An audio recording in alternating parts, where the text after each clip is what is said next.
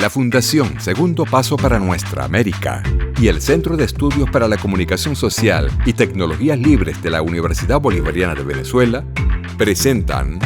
Tercer Seminario Internacional, la batalla comunicacional en América Latina, del 27 al 29 de junio de 2022.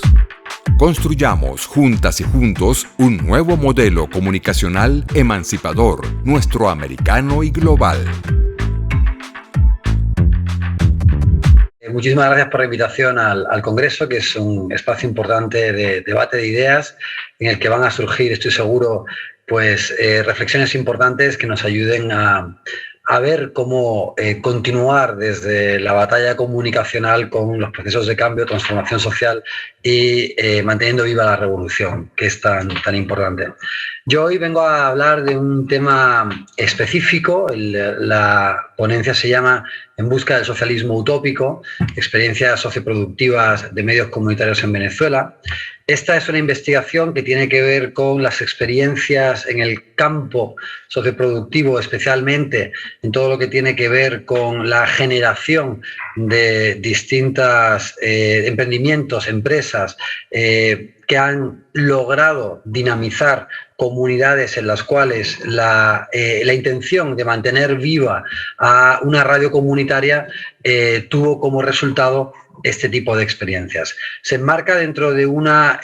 investigación más amplia que hemos realizado desde la Universidad Técnica de Manabí con varios investigadores, que tiene que ver en cómo es la dinámica de los medios comunitarios, en el que nos ha interesado muchísimo la experiencia de Venezuela. Hemos hecho ya varias publicaciones en distintas revistas de alto impacto académico, en el que normalmente la experiencia venezolana pues es o ignorada o es criticada. Desde nuestro punto de vista, pues creemos que este tipo de experiencias comunitarias pues deben de ser atendidas con muchísima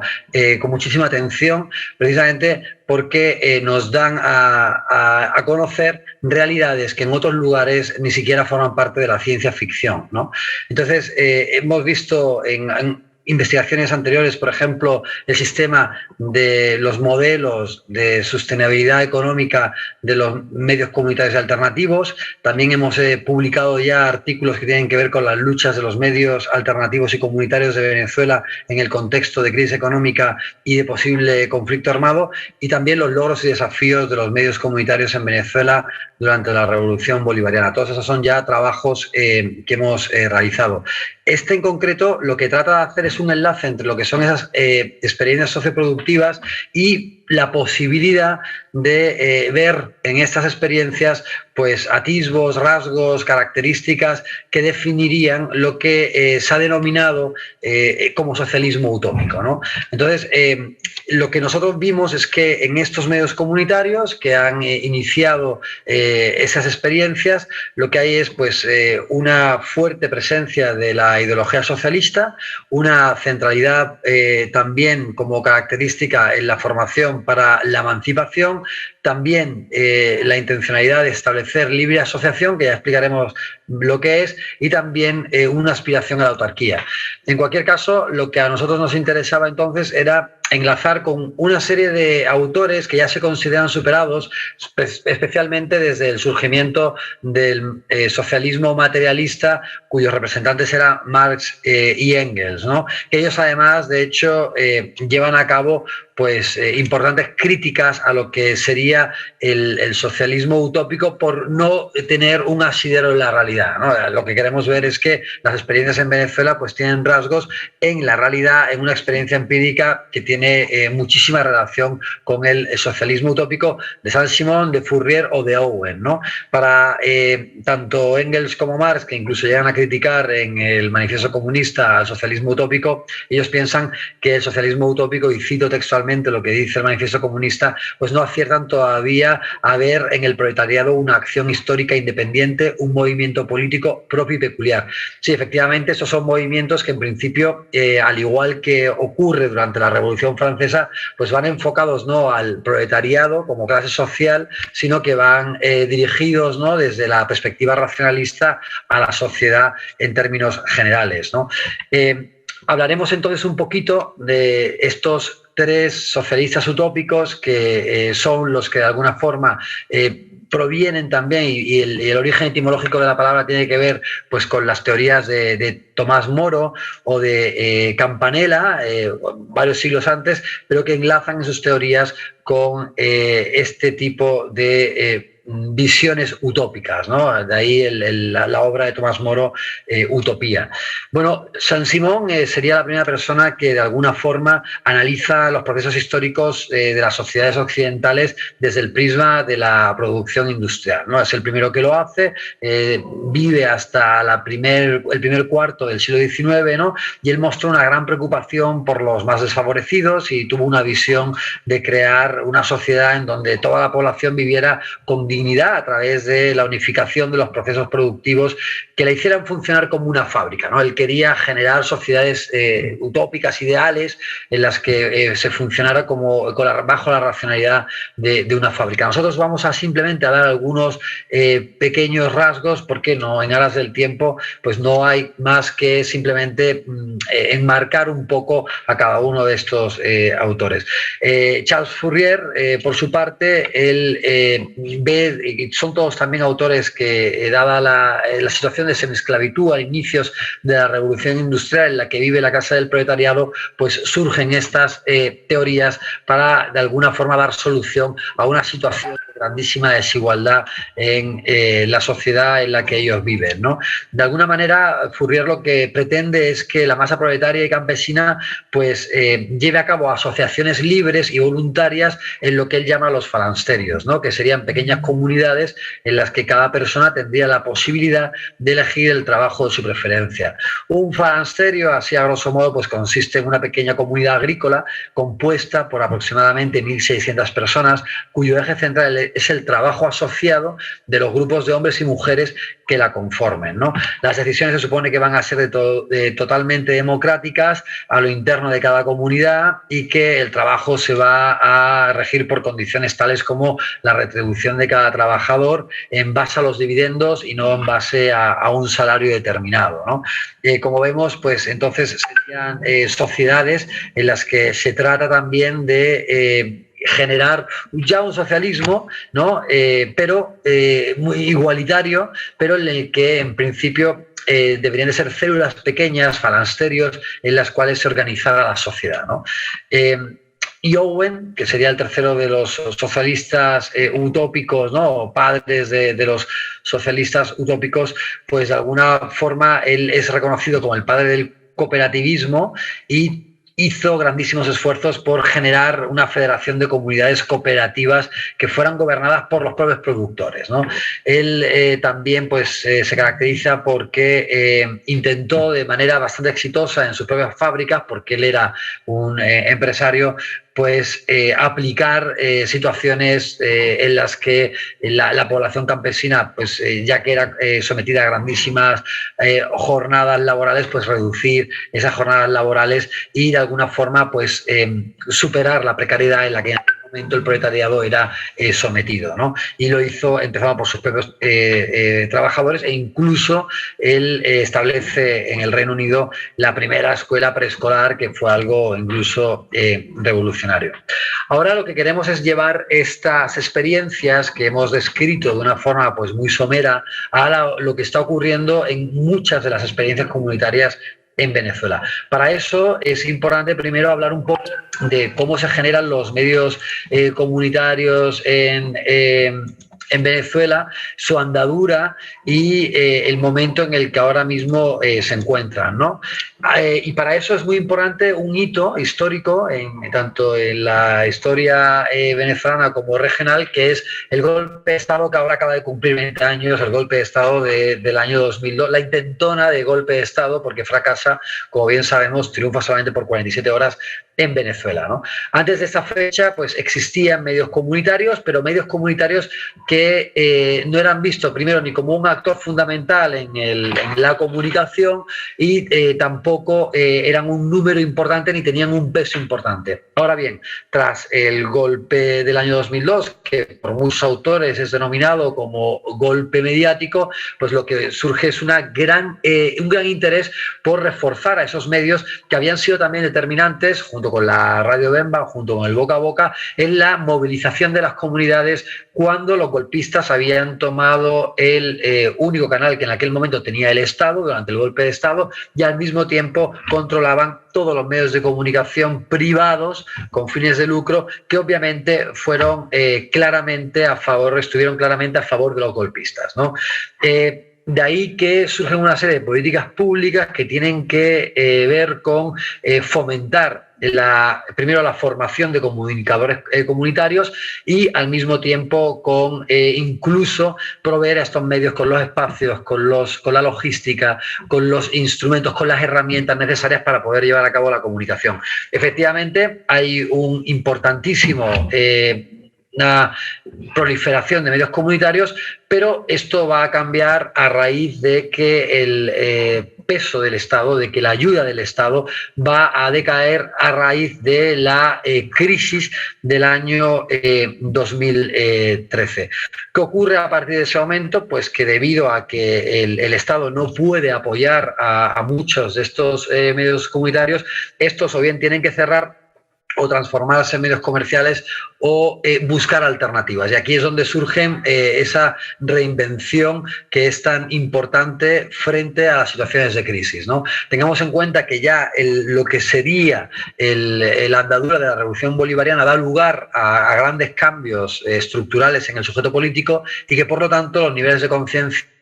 en Venezuela son muy altos, dada la situación y el contexto que se vive de revolución bolivariana en este país. Eso hasta el punto de que estos medios empiezan entonces a buscar los mecanismos para su supervivencia, intentando establecer que el medio de comunicación no perezca, es decir, que se logre llevar a cabo esa comunicación comunitaria que entienden los medios que es tan importante. Nosotros entonces, para este estudio, hemos llevado a cabo una serie de acciones de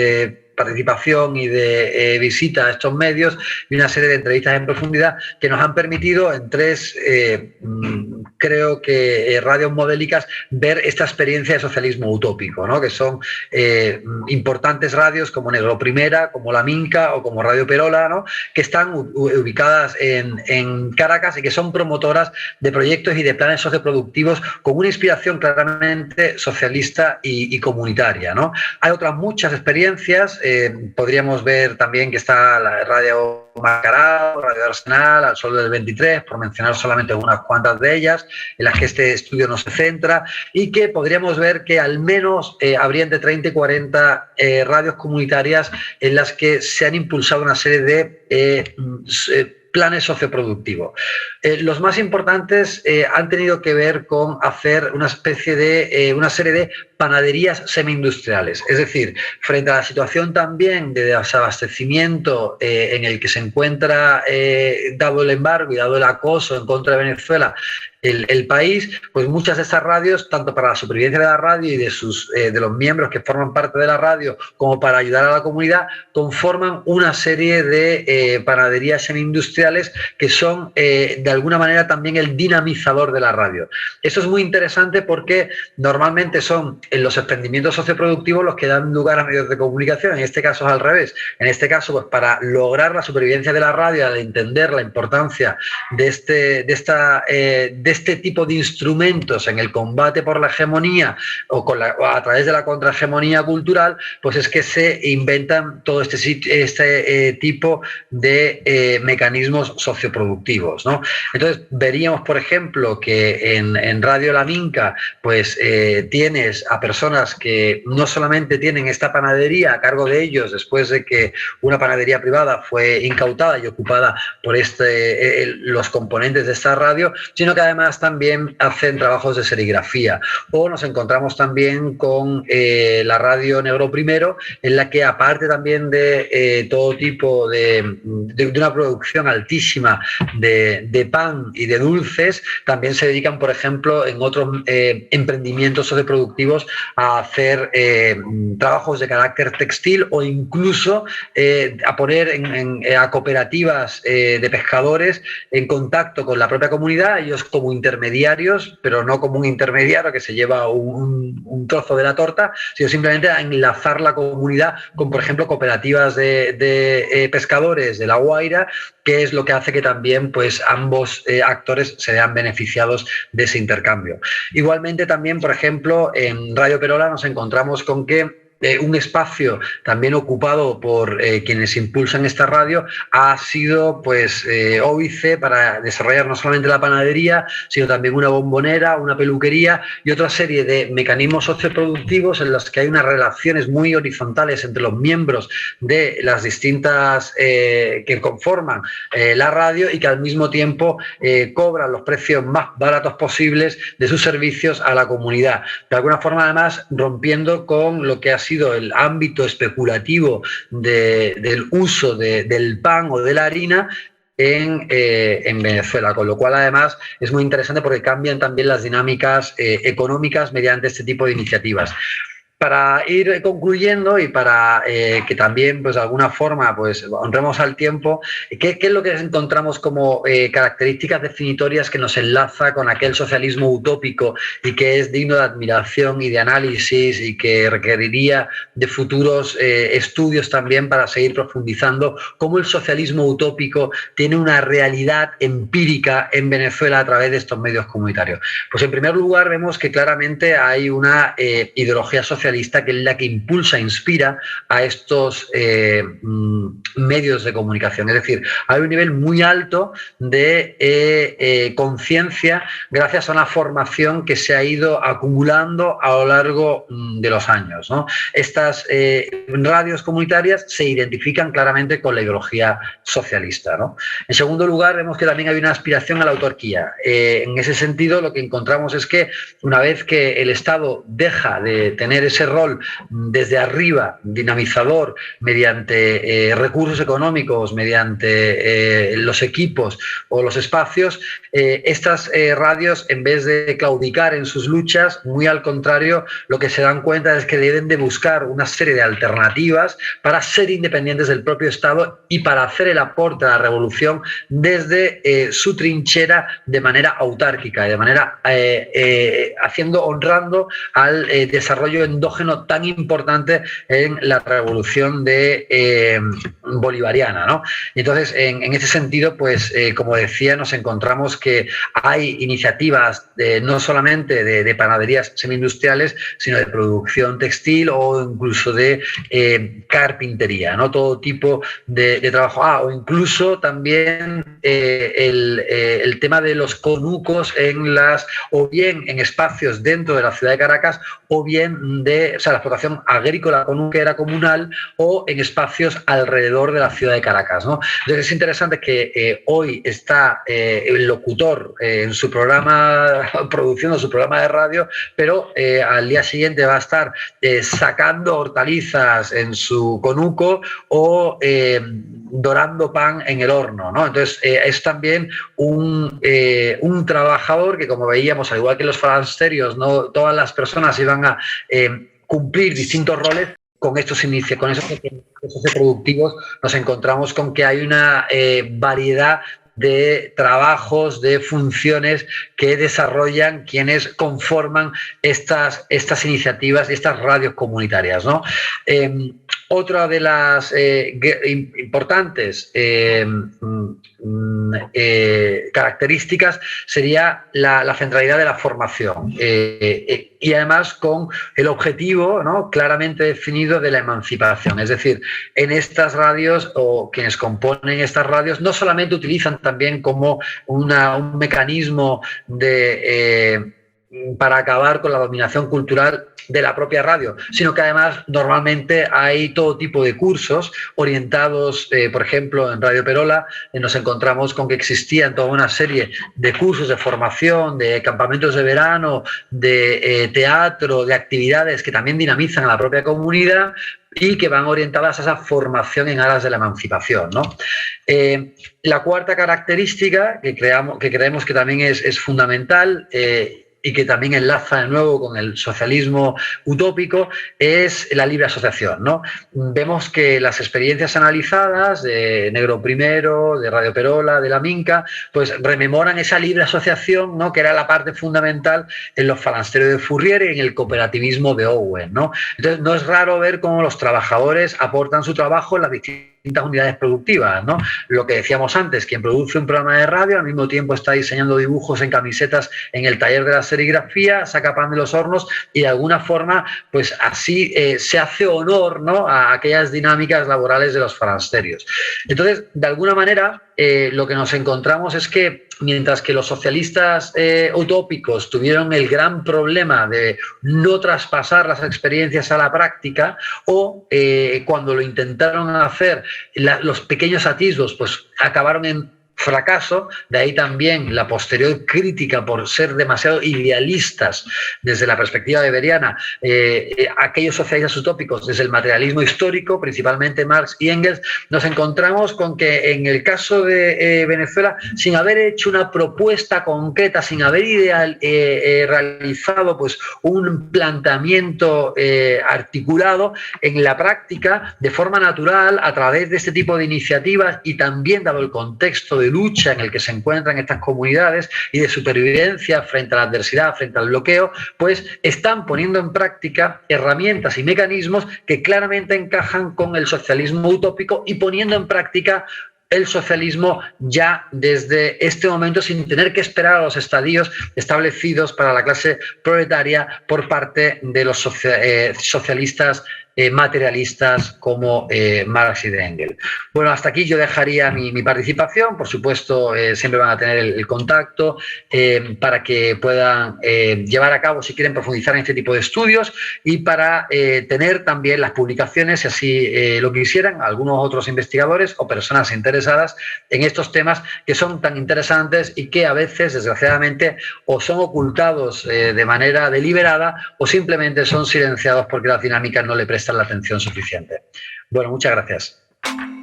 La Fundación Segundo Paso para Nuestra América y el Centro de Estudios para la Comunicación Social y Tecnologías Libres de la Universidad Bolivariana de Venezuela